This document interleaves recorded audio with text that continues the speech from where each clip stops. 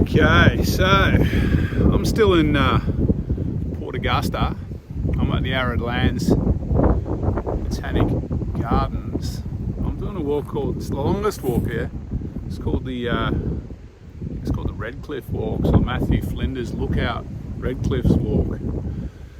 I'm doing a little bit back to front. I'm going to leave the best bit till last, which is the bit behind me along the cliffs. I'm hoping the setting sun will light up the Flinders Ranges, which is across the Vincent Gulf over there in the distance.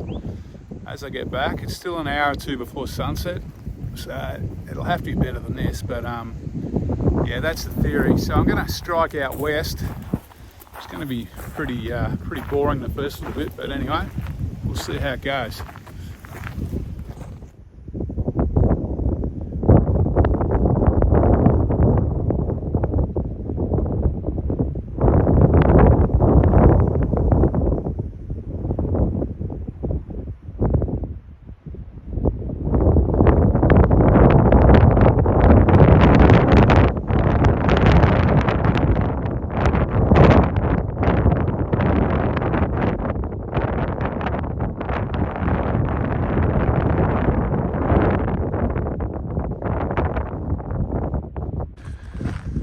Alright, so that's Port Augusta down there. I'm heading west over towards the visitor centre for the Arid Lands Botanic Gardens. So I'm just heading through the saltbush, but I'm walking right into the low sun. Theory being it's only going to get lower and I've got to walk back, so later I'll walk back. So I'm following this animal-proof fence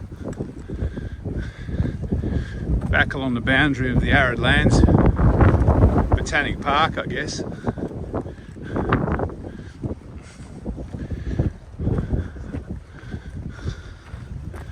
I presume that's to stop the animals coming in and eating all the native vegetation in the botanic park.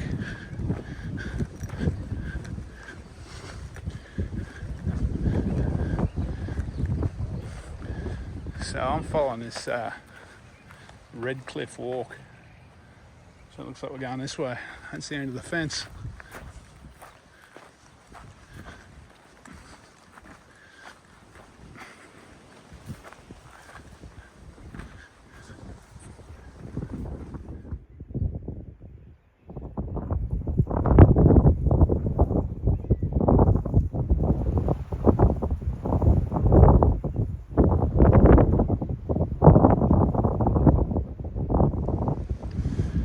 So that's the houses of Port Augusta through the trees there.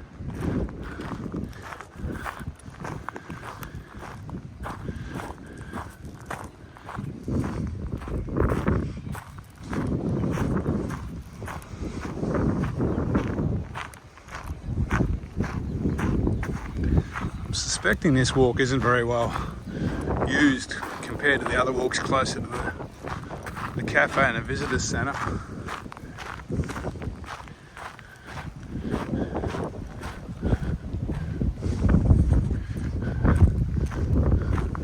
So I'm just heading back to through the visitor centre or past the visitor centre. I found a side trip to this lookout, so I'll head up and have a look. I think I'm going to be looking directly into the sun, but we'll see. It's only half a K extra.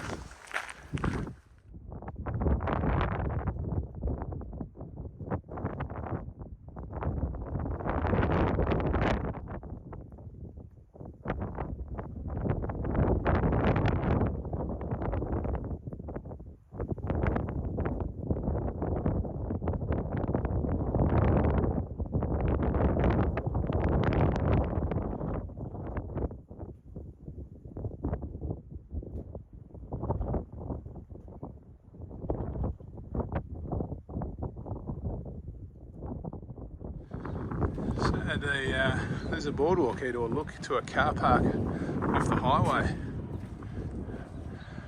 So you don't have to walk here, you can drive. You can drive in there, I think.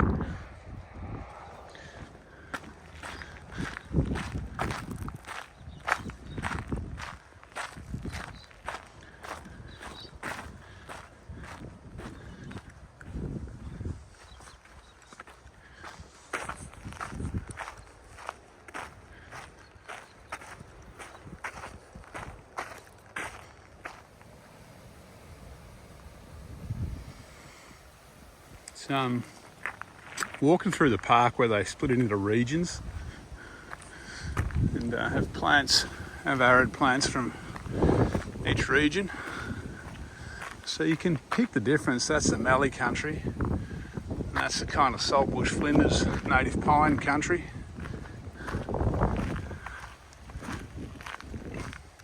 So what the go is now, I think the visitor centre's closed for the day. It's about 7. I've got to go around the other side of the visitor centre and find the track that leads back out towards these red cliffs. So it's been really well signposted up until now, but there's so many tracks around here. Things are a little bit vaguer. That's an interesting word. So, hang on, there's a signpost down here. Let's go see what it says. I'm heading in the right general direction, and I'm hoping as I get further away from the visitor centre, the number of tracks will thin out a little bit, and I'll find myself on the right one, as long as I'm heading the right direction. So I'm basically, my cunning plan was to walk east with the setting sun at my back.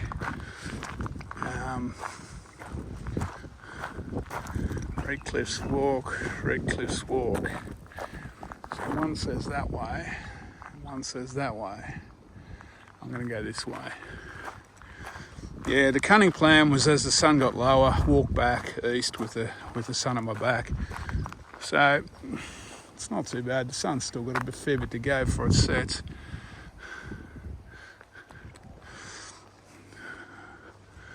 But it will be a lot nicer walking back with it behind me. And plus I'm walking towards the Flinders Ranges and they always look good. So I'm basically pretty much swung a right wide arc around the visitor centre. So I'm right on the edge of like manicure gardens and the Never Never.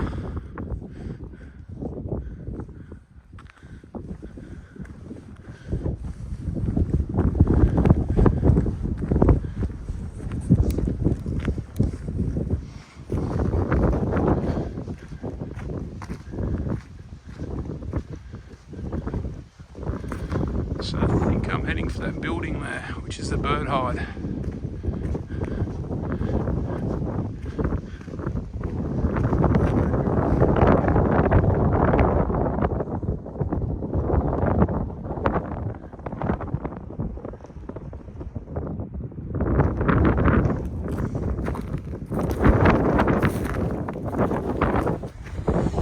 It's a Goin traffic.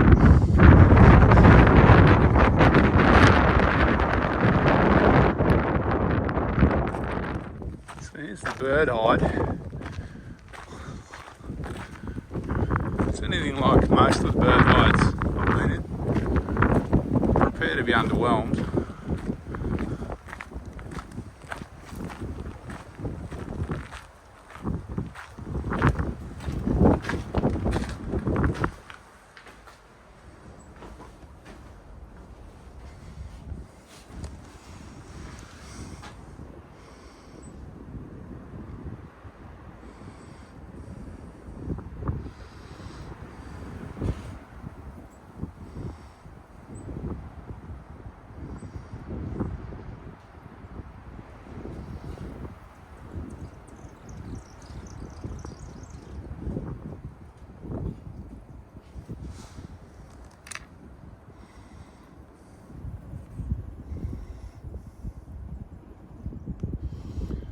I can hear birds. I'm sure if I sat here staring into the sun long enough, I'd see birds. But there's one. I'm going to get locked in the park, so I've got to get out of here.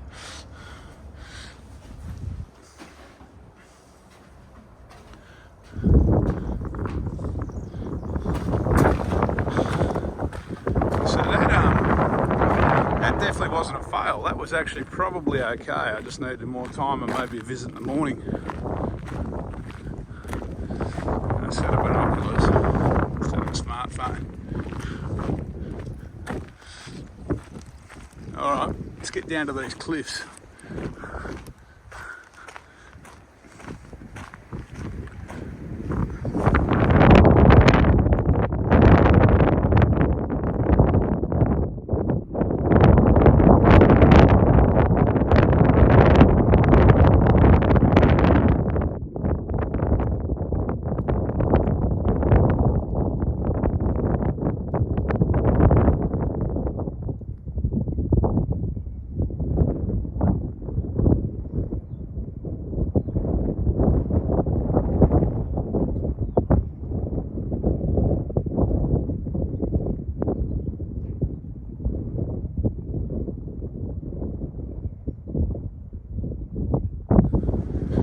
So, I think I've I've zigged when I should have zagged somewhere. So I've come up against this fence that I can't get through, so I'm walking back up to the road and I'll do an out and back along the cliffs. I missed a left turn somewhere, I think.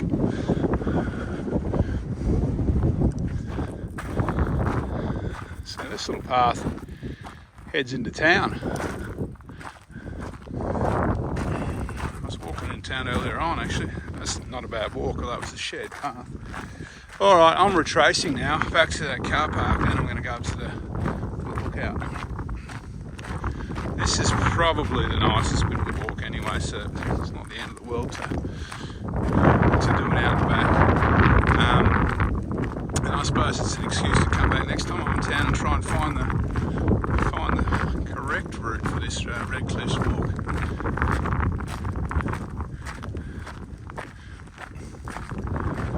Town down over there.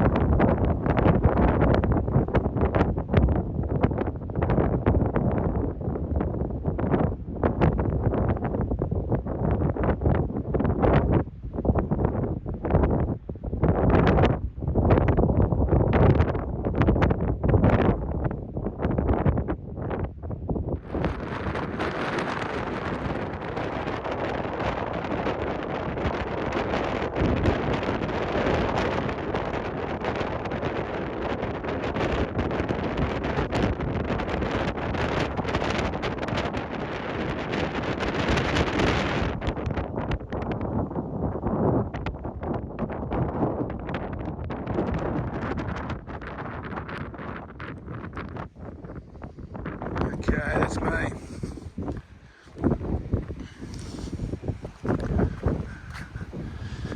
I'm heading back to the ute.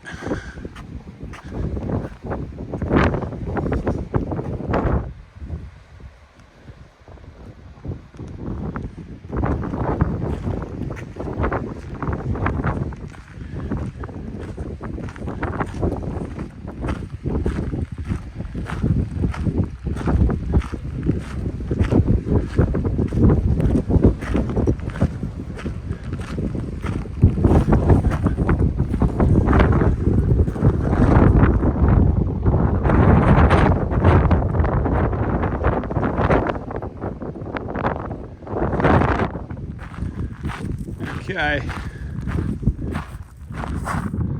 that's me pretty well back.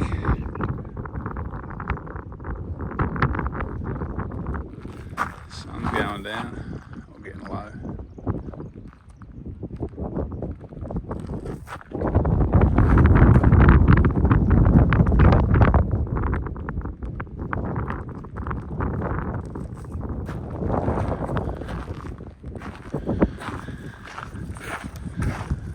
spin the camera around and sign off, I suppose, and go home for a shower.